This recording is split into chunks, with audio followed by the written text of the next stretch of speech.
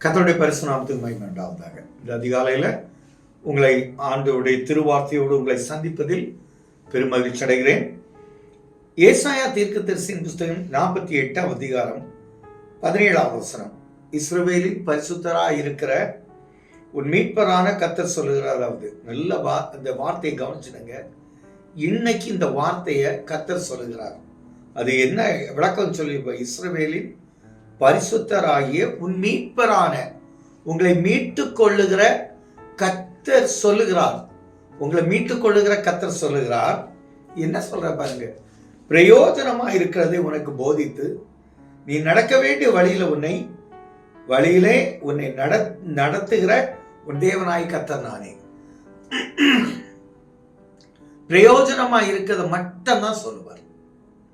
வீணா போறது, தேவையில்லாம அலைச்சல், இதெல்லாம் கிடையாது. எதுவுமே கிடையாது. பிரயோஜனமா இருக்கு. இன்னைக்கு நீங்க எங்க போனா எப்படி இருக்கும், யாரை பார்த்தா நல்லா இருக்கும், அந்த ஆட்களை உங்களுக்கு காட்டி தருவார். கர்த்தரே உங்க முன்னால போயிடுவார். யாத்திரை 23:20 சொன்னது போல, நீங்க இன்னைக்கு எங்க போகணும் அப்படின்னா வழிகளில் உங்களை பாதுகாப்பார். ஆயத்தம் பண்ண அந்த நபருடைய இல்லத்துல கொண்டு சேர்த்து, அந்த நபருக்கு இருதயத்துல கிரியை செய்து, உங்களுடைய கண்கள், அவருடைய கண்களை தயவு பண்ணுகிற கர்த்தர். நீங்க இது வாய்க்காது அப்படின்னு நினைக்கலாம். இல்ல, பிரயோஜனமா இருக்கிறத சொல்லி தருவார். அது 2 வருஷத்துக்கு முன்னாடி சொல்லிப்பேன். நானே அதை சொன்னது யாருன்னா கர்த்தர் தான். உங்களை அழைத்து சொல்லுகிறார், உங்களை வர பண்ணி சொல்லுகிறார். அவன் வழி வாய்க்கும். நீங்க என்ன காரியத்துக்காக, எந்த இடத்துக்கு போறீங்க, உங்க வழி வாய்க்கும்ங்கிறார். மாற்றம் இல்லை. ஆபிரகாமுடைய பஞ்ச காலத்தில் போல ஈசாக்குடைய காலத்துல பஞ்சம் இருந்தது. பிரயோஜனமா இருக்கு. சொல்ற, நீ எகிப்துக்கு போக, இங்க இரு, எகிப்துக்கு போகண்டா அப்படிங்கிறார். அவன் அங்கே இருந்தான். அங்க இருந்தனால என்ன, விதைத்தான். அபிமெலேக்கிட்ட இருக்கும்போது 100 மடங்கு பலன். சின்ன பிரச்சனை இருந்து அதுவும் மாற்றப்பட்டு ரெகோபோத். நானும் சொல்றேன், கடந்த மாதங்கள்ல எல்லாம் இருந்த பிரச்சனைகள் மாற்றப்பட்டு உங்களுக்கு ரெகோபோத், சமாதானத்தின் தேவன் உங்க கூட இருப்பார். மாற்றம் இந்த நாள் அப்படி இருக்கும். விதைப்பீங்க, 100 மடங்கு பலன் பெறுவீங்க.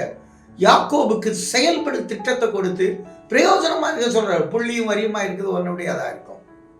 அந்த புள்ளியும் வரியும் வர்றதுக்கு என்ன செய்யணுமோ செய்து கொடுத்தார்.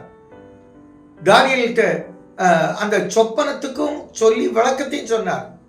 யோசேப்பு கிட்ட சொப்பனத்தை சொன்னா விளக்கம் சொன்னார். பிரயோஜனமா இருக்க உங்க வாழ்க்கையில செய்கிற கர்த்தர். அப்போஸ்தலனாகிய பவுல் கடல் பிரயாணத்துல நிறைய சோதனைகளை சந்தித்தார்.